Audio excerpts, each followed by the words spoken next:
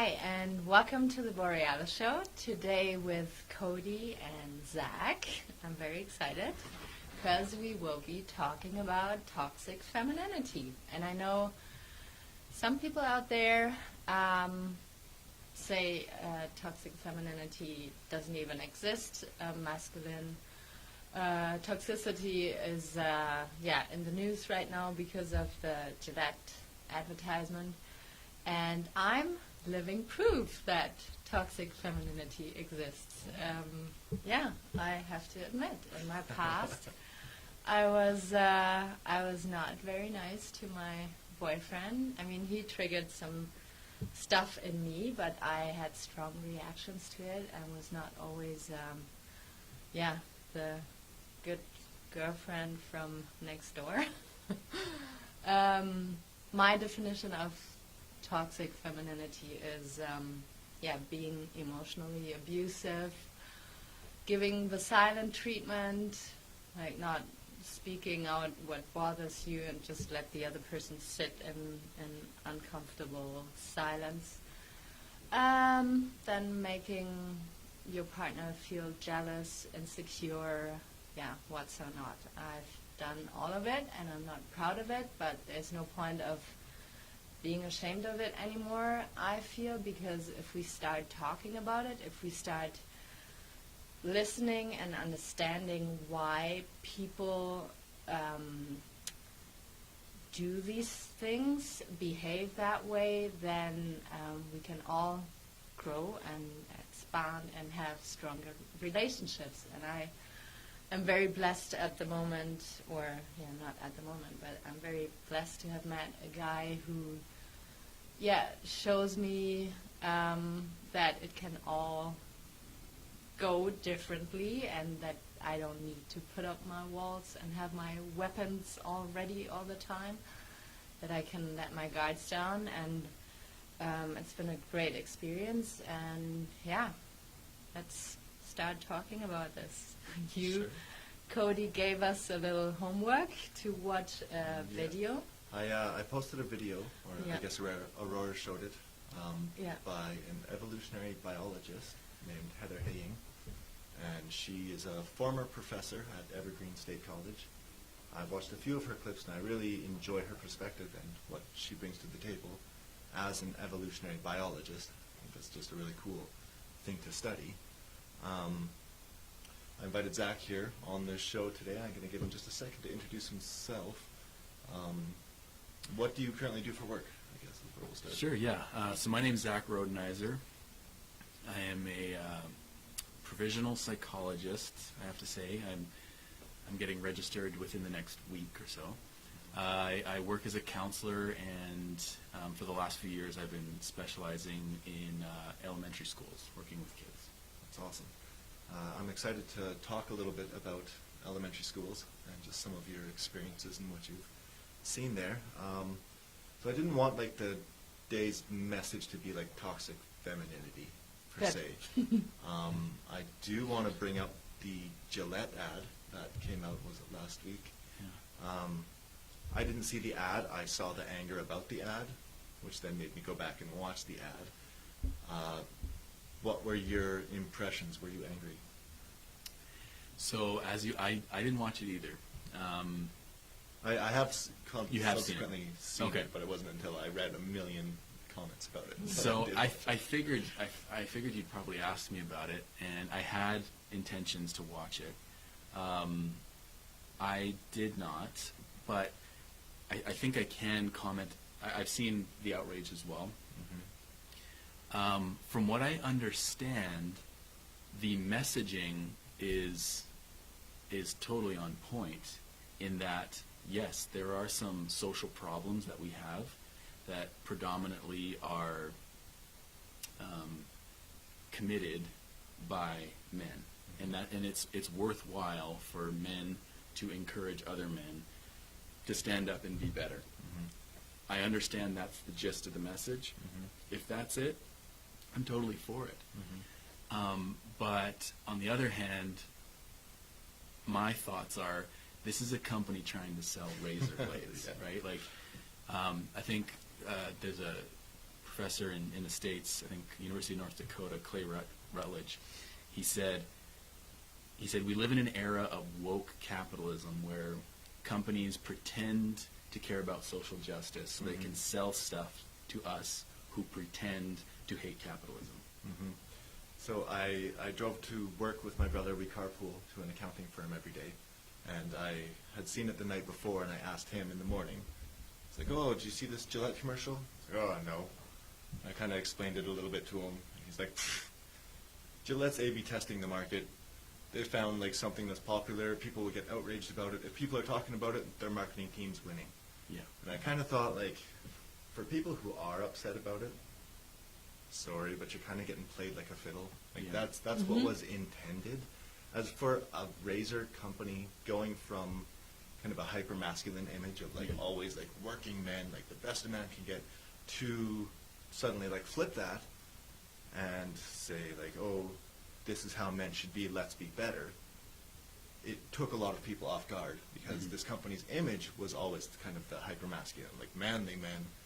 And so like it was kind of interesting. Another interesting thing to consider is that women do a lot of the purchasing for households. So if women are out buying the razors, why not make a commercial that appeals to them a little bit more? They're the ones that are often doing a lot of the shopping. So it's interesting. I certainly don't think it's something worth getting upset about. As you said, it plays into the whole purpose of making money, and that's one of the reasons why I didn't watch it. If the message that I've heard, if there's a message in there that I've heard is in there, then I'm all for it. It's a positive message, I think. I mean, it's coming at a weird time as well, where you have the American Psychological Association releasing a statement that basically typical masculinity is they don't use the word toxic, but basically bad. Okay. And so these are people who are training therapists to believe that things like stoicism and even our desire to be heroic is actually what leads us to committing atrocities and being kind of the more violent sex, and those are the things that we have to quash. And that's where I go like, okay, it might be a really sensitive time to be talking about how terrible men are, but I like to look back and just say toxic masculinity, toxic femininity. There's toxic humanity. There's people who do bad things, and we need to understand why, and we need to help them not do so. And the genders tend to do things differently, and so that's where we could start differentiating. But really, if anyone's looking to call out, I don't like the word call out, but if anyone's looking to identify behaviors that make all of us worse off, then it's something to at least look at and see if we can change. I've heard some complaints, I've actually heard it a few times, that masculinity is under attack. Do you feel that that's true? It's hard. So when if you think of it like a hierarchy, and let's go with the narrative that in the gender hierarchy, men have been at the top in many ways. What happens in hierarchies is you feel the most threatened and the most stressed if you're at the bottom, or if your status is threatened. And so there's going to be some of that. Like if I enjoy a certain level of privilege, if you will, and any bit of that is threatened, well, it might feel like an attack. And if things need to be equalized, then that's what it might feel like. That being said, there are some elements of masculinity that I think are getting a bad rap. I think that it's difficult to be a masculine man and a feminine woman in today's age. But really, whether you're, the whole terms masculine and feminine, I mean, they're based off of these norms that they're not fabricated. That, you know, there's a biological basis to them, but they're not in stone either. Yeah, there certainly are differences between men and women and how they behave, and there are certain actions that are In general. more like masculine, more feminine. And I would say like there is a subset of men who behave in a terrible way, and that is like negative on all of humanity. I think when men are violent or threaten violence in the sexual sphere, that's a bad thing. I also think there is a ton of hazing and ritual that goes on in like boys' sports, hockey in particular, from my experience. Like a lot of that behavior, that's toxic. That's not For sure. good. Women don't do a lot of those things. It doesn't have the hazing and the humiliation quite to the same level as like a lot of male sports teams. And I think that's actually one of the most toxic masculine things is involved in like sports, and it's to other men. Or it might be on a job site. I worked on the rigs for several years, and when you start on a new job site, they try to run you off. They try to make you quit, and they try to like make you break, and they'll do some terrible things to you. It's in the name of brotherhood and camaraderie, because if you make it through it, you're one of us kind of thing, but it can be pretty toxic. And I definitely think it's worth saying that there are things that are more men's behaviors that are really negative, but I'm assuming that there's also things that girls do more than boys that are also very negative. But do you think in schools, do boys get in trouble more than girls?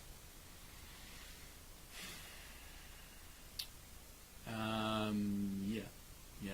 Boys tend to be more, and you got to look at it like there's an even distribution, and the distributions there is some overlap. So there are some girls who are very active, who have ADHD, who are very hard to manage in a classroom.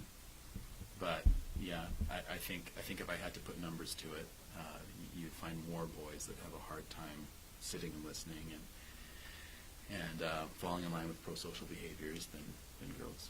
Are schools set up more so to promote the way that girls behave? And do boys find themselves in trouble more often because they tend to be more rambunctious and more energetic and physically a little more active? Is that something that you see in children, or are boys and girls in the elementary pretty similar?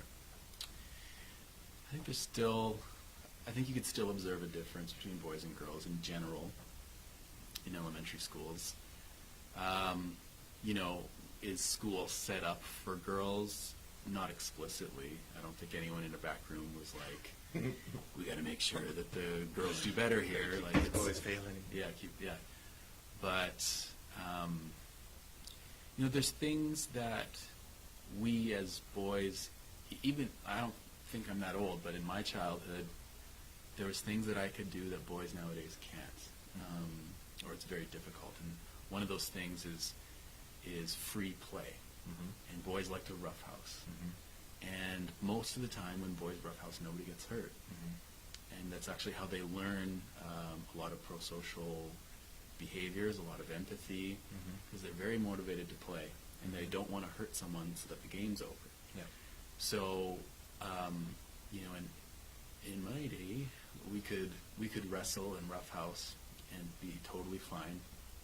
But today, and I get why, but at schools and then not even at home, do boys or girls, for that matter, have a chance to play rough, for example.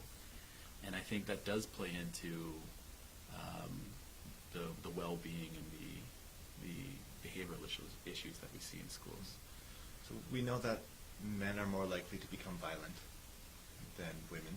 You look at prisons, they're full of violent men more so than violent women. There still are violent women, but men are more likely to become violent. Boys roughhouse. I feel like we are making leaps and bounds in our society as to levels of violence. I feel like schools are probably less violent now than they used to be. Fighting is not really allowed it still happens, but it's really looked down upon, and people don't really do it. Do you think we'll ever get to a point where violence is really stamped out of our culture? No. No. Because we're humans. No, and the trend is that it's declining. Mm-hmm. If you look at Steven Pinker's work, and in almost every way, violent crime and violence caused by other human beings is on the downtrend. Mm-hmm. But it seems like aggression there is a biological aspect to it, and we don't understand exactly. It's very hard to predict in some people, and you can't, or even if you could, you can't lock kids up for crimes they haven't committed yet. Mm-hmm. So there will always be violence from boys and girls. But We still act on the threat of violence. I mean, governments still rule off of the threat of violence. If you don't pay your taxes, eventually someone will come and drag you in and take you to jail, which is threat of violence. Mm-hmm. It still exists within behavior amongst men on the street, I would say. Things might not get violent, but the threat of violence is still there. Guys still have that innate just biology. I know personally, I don't try to, but I still measure men up all the time. Mm-hmm. And when I have a history of violence. Mm-hmm. I got in fights when I was younger. I kickboxed competitively for a long time. I'm familiar with violence. I don't consider myself to really be a violent person, but when I'm in a room full of people, I will still measure people up. I'll pick out the people that I do not want to mess with, and then I'll mentally say I don't want to mess with those people under any circumstances. And I can't really help myself but to think somewhat in terms that are not violent, but it's definitely part of me. And I feel if violence is totally stamped out and the threat of violence is no longer there, I think that'd just be a really different kind of society. Well, you mentioned sizing people up, and I think, in my opinion, in our childhoods and in our adolescence, we get a sense of what's going to establish our status. We size each other up status-wise all the time, even if it's not physically.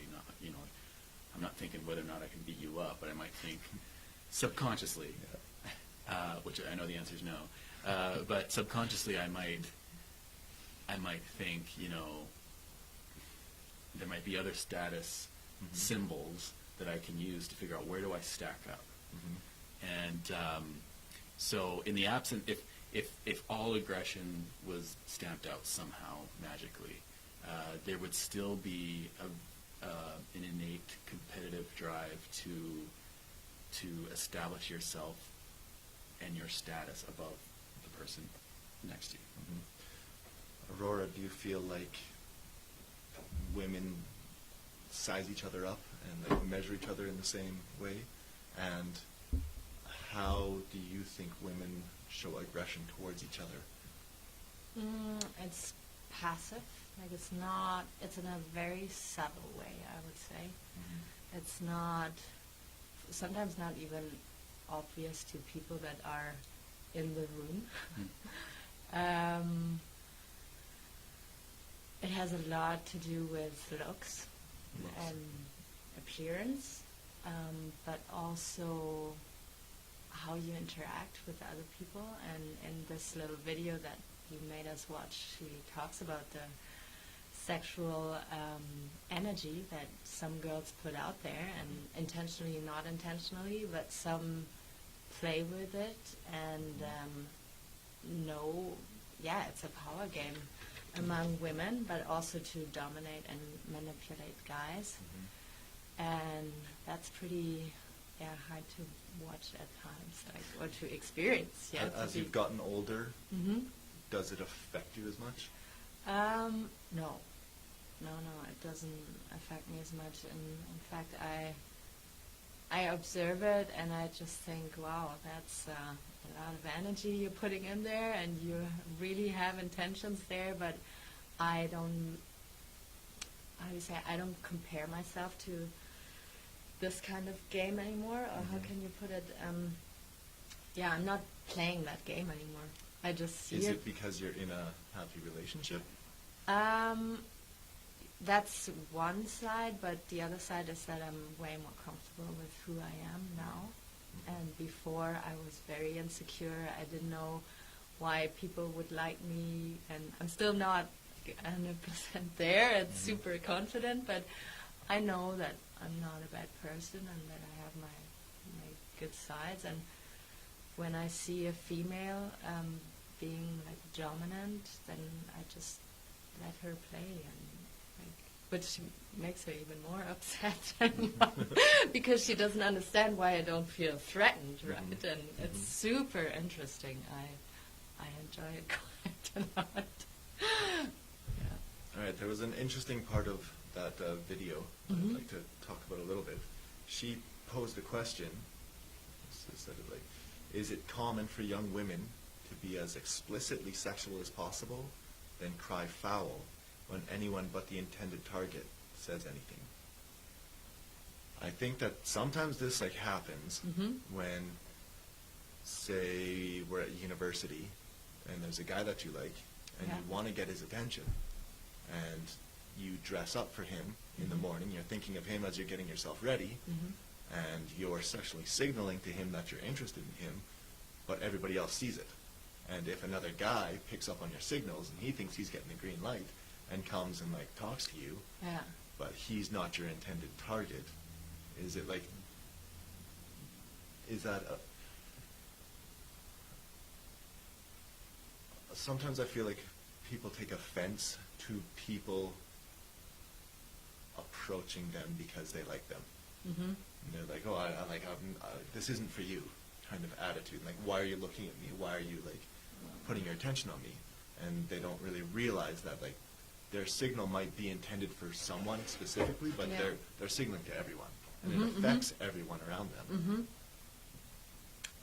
And your question is, if does that happen often? I don't know really. If I observe that,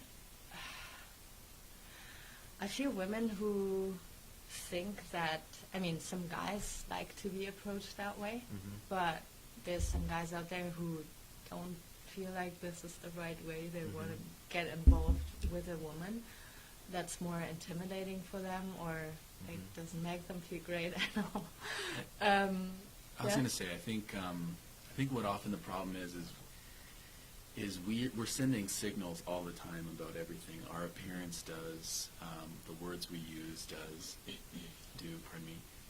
And like, let's take this as an example, a MAGA hat, right? You put on a MAGA hat, and that sends a message out. But there's a lot of people who will receive that message as, you are advertising yourself as a racist. You're advertising yourself as a deplorable person. But that might not be the message that someone in a MAGA hat is trying to portray. And so part of this is, I think we just need to have a better understanding about what messages are we trying to send, and even if it's not our intentions, how is it likely to be perceived by other people? So in the case of, say, a woman who's dressed in just to the nines and probably sexually suggestive, the messaging for the last while has been, you should be able to wear whatever you want, and it should not invite men to assume that because you're dressed like that, that they can, like it's a free game. And that's true. I believe that 100%. Just because someone's dressed a certain way, I think I get the message, like it's not an invitation for me. But on the other hand, if we understand how others, and a lot of others, might perceive that message, thinking that it is an invitation, it doesn't necessarily mean that you have to change the way you dress, but you might have to have a plan as to how you're going to address all of the people who did not get the right message that you were trying to send. I'm not sure if I'm making myself. There's a Chris Rock video that's really funny. he'll obviously do it much better than me, but I'll try to kind of sum it up a Please little bit. try. But he talks about like going out with his friends, and he sees this girl that's just looks beautiful, but her ass is half hanging out of her skirt, her boobs are pushed out, and like he thinks she looks super hot, and he goes to talk to her, and she's like, "Oh, this isn't for you." It's like, "Oh, like women, you're putting out some confusing signals. Imagine if I was walking around downtown in a police uniform, and someone ran up to me and was like, hey, come help us, come help us. Oh, no, I'm not a cop. Just because I'm dressed like a cop does not mean I'm a cop." Like, it's just interesting that like you do send out that signal. And I think maybe people need to be a little bit nicer on how they approach each other. If a girl's dressed up to the nines and a bunch of guys are hitting on her, like, success, you've dressed up to the nines, you look really well. But maybe guys need to be a little bit more nice about the way that they're approaching someone. Exactly, because that's the difference. It's like, okay, if and I've been married for 11 years, but like, if I were single and I was approaching a woman, no matter how she was dressed, there should be, our social norm should have some kind of decorum where you need to be respectful, no matter how she's dressed. And I mean, it's super common for there to be extremely lewd, aggressive ways of trying to I don't know why they think this works. Maybe it works on some people to attract a girl, right? And it's totally unacceptable. And I have no problems with a strong woman being like aggressive back to them, and maybe even just being like, hey, this guy's a creep, get him away from me. Like, you kind of have to. On the other hand, though, if someone's being polite and says, hey, you know, what's a pickup line? What do you do? No can I buy you a idea. drink? Okay. If he says, hey, can I buy you a drink? If the response to that is, perv, you know, then, but I'm not in that scene, I don't know, but I don't think that's what happens. I think most of the time, if a guy's getting called out for being sleazy, he's probably sleazy. Sleazy. Probably. Yeah. I don't know about that. I have to jump in there. Yeah. Because, you know, in some cultures, in South America, for instance, the girl has to reject the guy at least 5 times. Or Otherwise, else she's a slut. and they're not serious. If Yeah, you don't yeah, keep, yeah, If you yeah. don't keep coming back after like several rejections, Yeah. you're not really serious. Yeah. And then in some cultures, I mean, I come from Europe, catcalling is like on a daily basis. Like, And does it's it so work? normal. And no, of course it Okay, doesn't so- work, but we don't punish the guys Yeah. for doing it.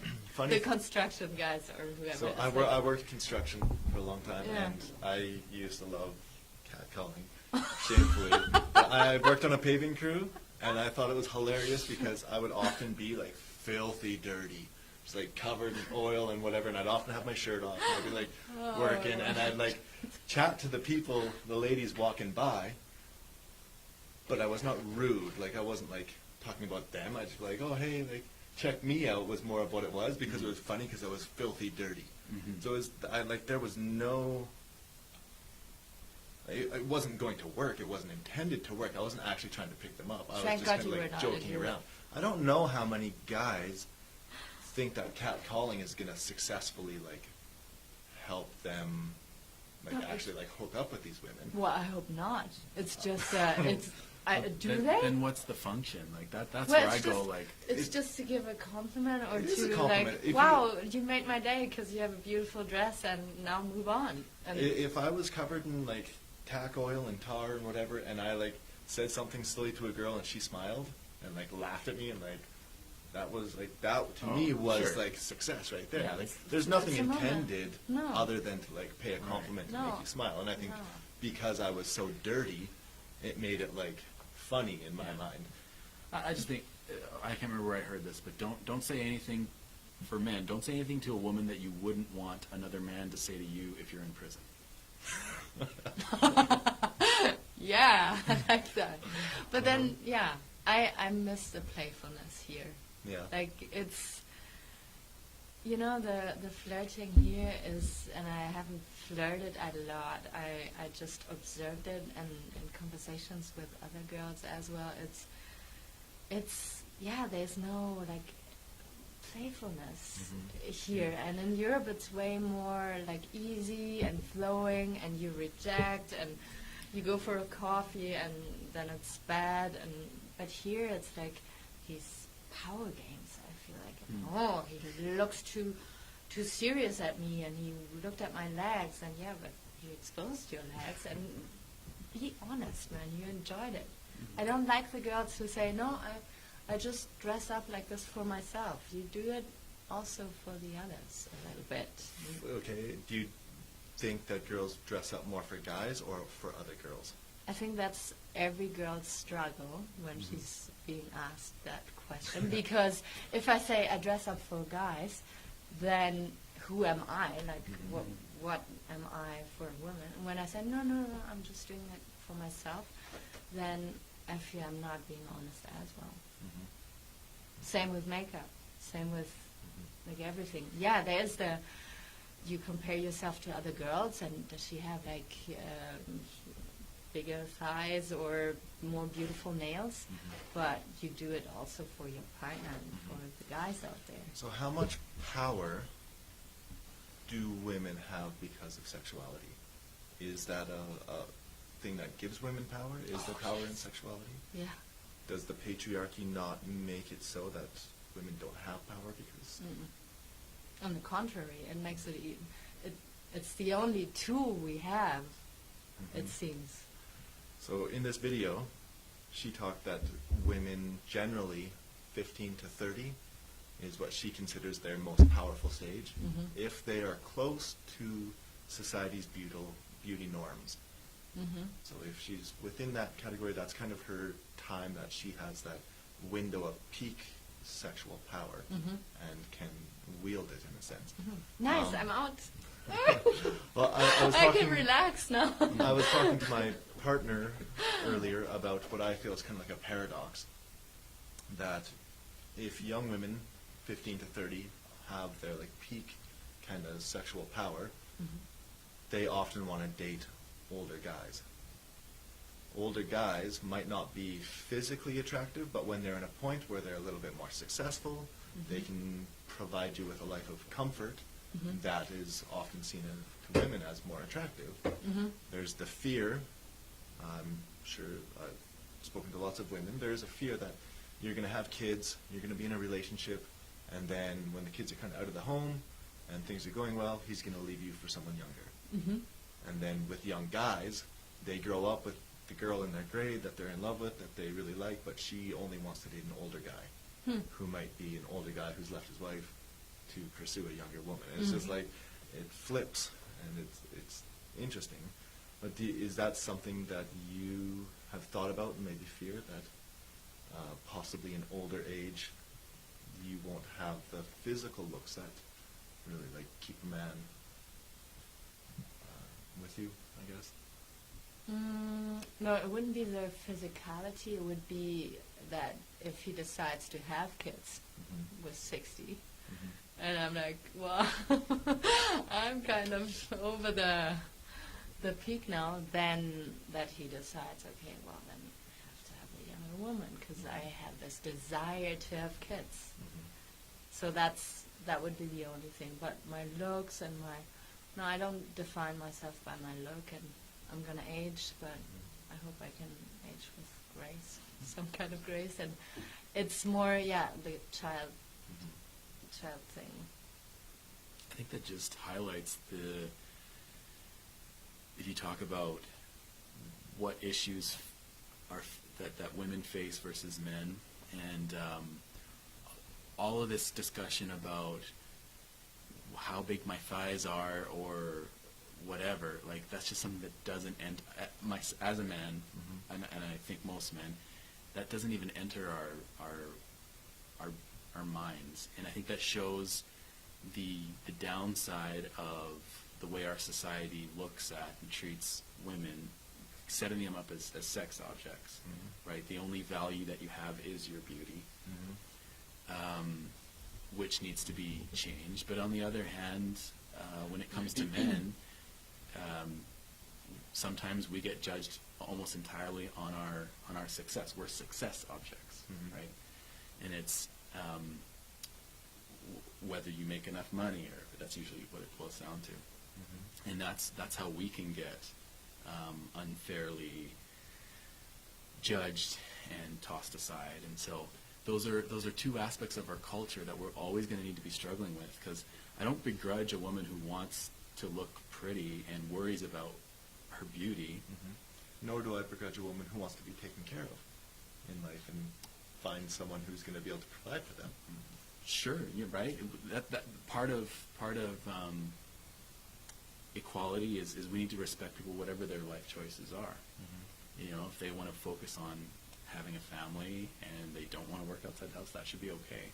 And if they do want to work and if they want to put off having a family or don't want to have a family, that's okay too. But you know, I have 2 daughters, and I'm very sensitive about how people speak about beauty around them. Important. Right? Yeah. Just the and idea. Food.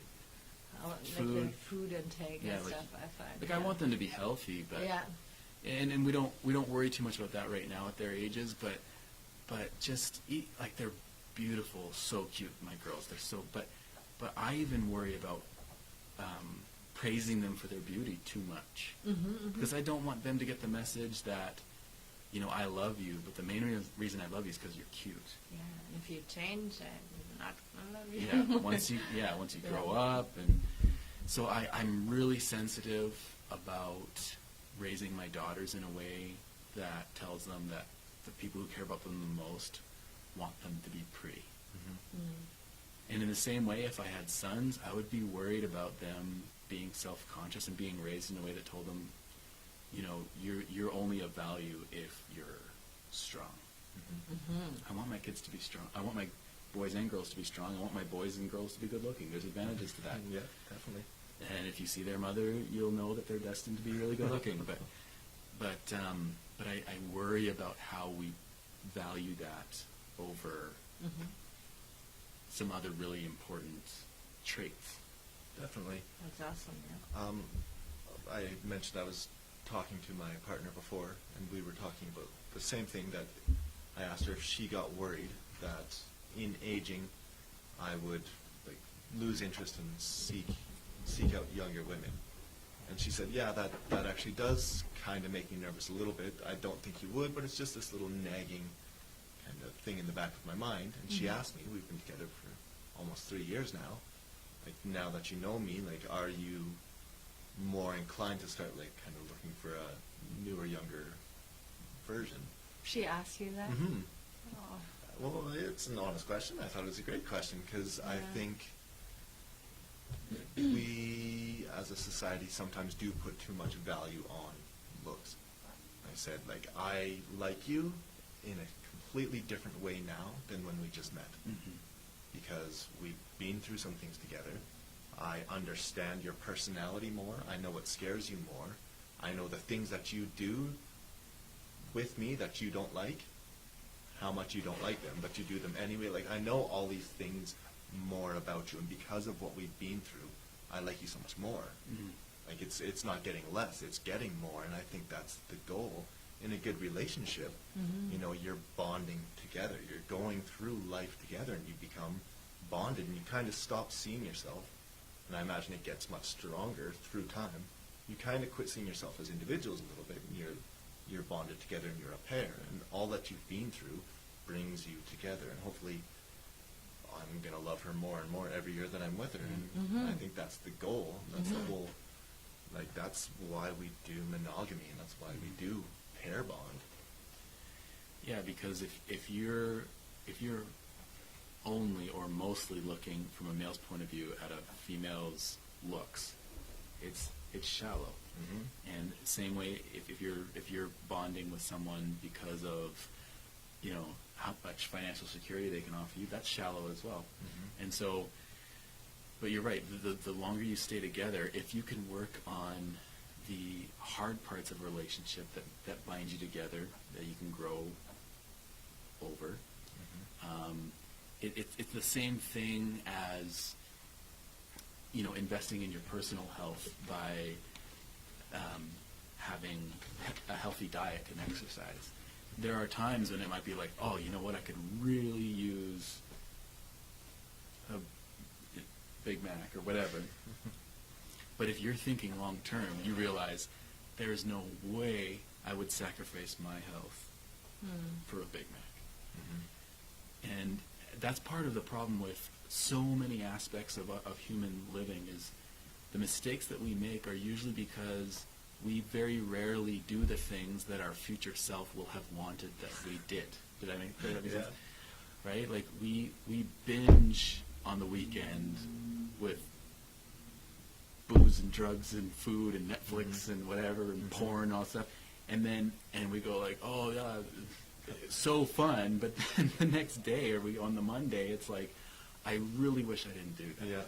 Yeah. But we mortgage our happiness by making these decisions that just really shortchange our futures. And Jordan Peterson draws the allusion to Simpsons of Homer drinking vodka, eating mayonnaise, and like Marge and Lisa saying, Homer, that's really not good for you. And he goes, oh, that's for future Homer to worry about. Yeah. And we do like sell ourselves short for short-term gratification. Yeah. And like we have to think of long-term happiness and what we actually want. And that's why relationships need to be based more on that. Like it's fun. And you got to find ways in long-term relationships to spice it up and make it feel like it's new again. There's always that too, because we do want variety in some respects. We want a little bit of that chaos that comes from new, novelty, right? But we also want that stability. And so some people get it wrong, and they'll think, okay, I've got my stability. That's great, but it's boring. So what if I just do this on the side or that on the side? And it seems like it'll be super exciting, but it's not. It doesn't pay off in the least. Can I add something please to do. what you? I just hope that your girlfriend, like with aging, will start to define herself less through her physical appearance, because if she attaches to that and notices, oh my God, I'm getting old, blah blah blah, and then pushes you away in order to protect herself from the pain. Yeah. So I hope she can really see that she is lovable beyond her looks. Like see it herself. I mean, you can tell her, but she has to see it herself in order to trust you and like know that you really mean it. And then,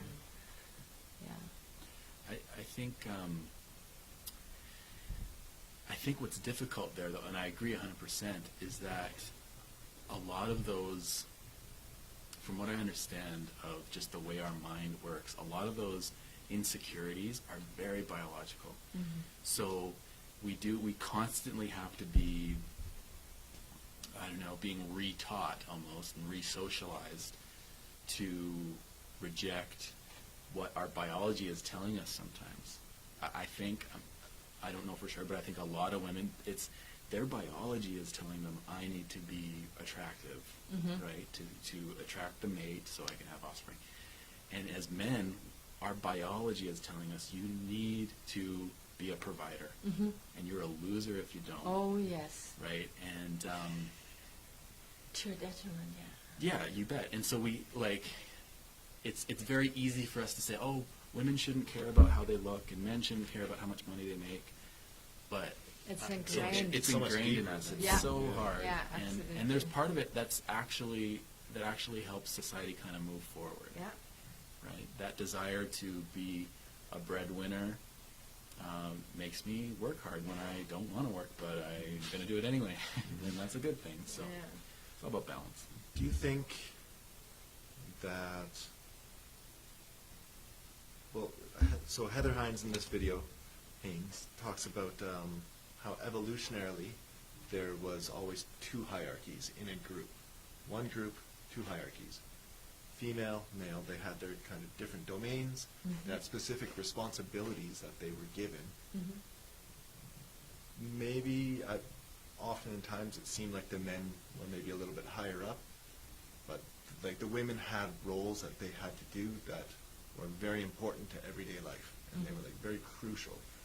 And as we have introduced women into the workspace, which was predominantly a male sphere, it's gotten very complicated because men and women are now competing against each other rather than with each other.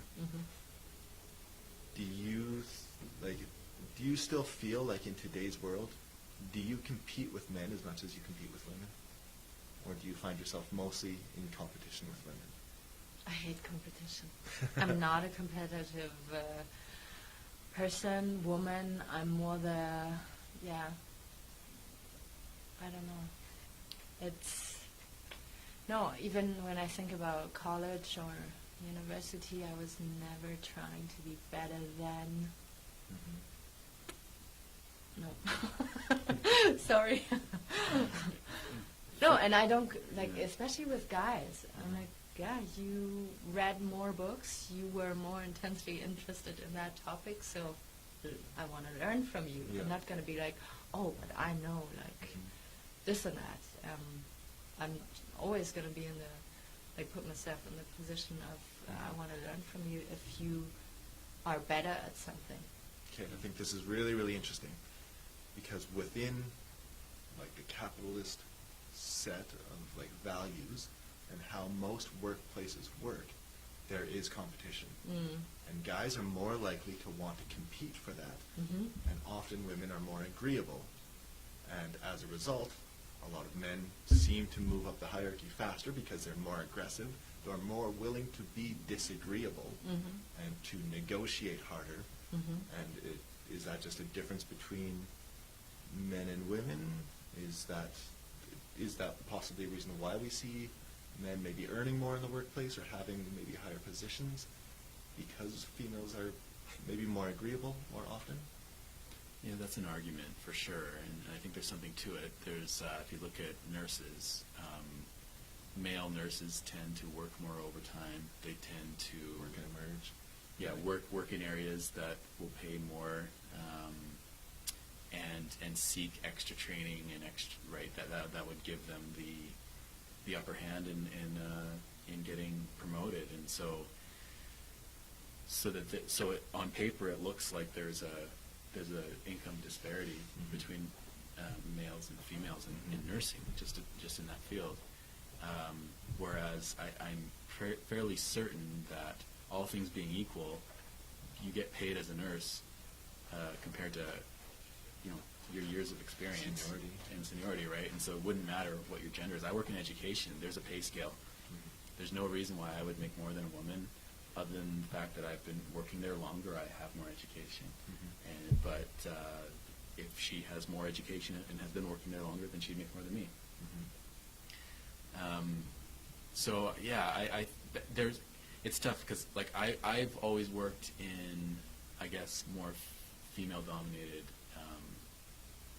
sectors. I work in education. I think it's psychology. Even my undergrad was in modern languages, and I was usually the only guy there. So I've always been going in school and working with women, and I never really felt that I was competing with them. But I don't know, maybe that's just because I was the guy, and so I felt kind of special, Do you think they were competing with each other if they weren't competing with you? Was there competition to get top marks, to get best positions? I don't know. I wouldn't be the best to speak to this because I was pretty, I did my work and I left. I didn't socialize a whole lot when I went to university. I don't think there was a competition for grades necessarily, but maybe social status. I think I'm from the humanities as well. I don't think there's that level of competitiveness. But walk across the buildings into the business department, and there's great importance put on competitiveness and being better than other people, busting your butt, doing everything you can to get ahead. Have you ever watched, there's a lawyer show, I can't think of what it's called. Suits? Yes, with Louis Litt. I haven't actually. I haven't But seen it. the whole show is based on how poorly they get treated at the firm, how hard you have to work to get ahead, and just you gotta bust it, you gotta go, you gotta just go. And I think there are people who are a little bit more geared to that mentality within the business world. That is what gets you promoted, is proving that you're better than other people at doing your job. Because there's lots of people who want the same job. Or that you're going to put in more time. And that's where I kind of deviate, because I don't know, sometimes when you look at what the typical woman is like, if you on a behavior, or pardon me, let's say the Big Five personality scale.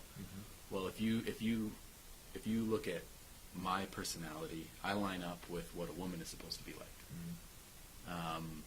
And so what I mean by that is, if I had an employer that was like, you need to put in the extra time, and this is the only way that you're going to get promoted, then I'd be like, not interested in getting promoted. Like, that's not the life I want.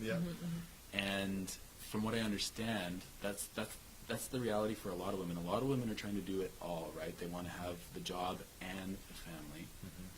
And so if you're going to get required to work 80 hours a week, that's not manageable if you have a family.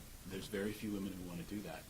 So that's one of the reasons why there's very few women as CEOs of big companies, because what kind of, not a lot of women are going to want to be away from their family for 80 hours a week. There's a lot of men, and maybe this is part of toxic masculinity, but there's a lot of men who go like, yeah, I'll do it. Well, provider. Because they want to their be the value provider. comes more from being a provider than status. actually being present with their children. And maybe they have nothing else in their life, and they're happy to be just completely immersed and engaged all the time, because that's their identity. They have nothing else. I do find that there's sometimes a bit of a disconnect with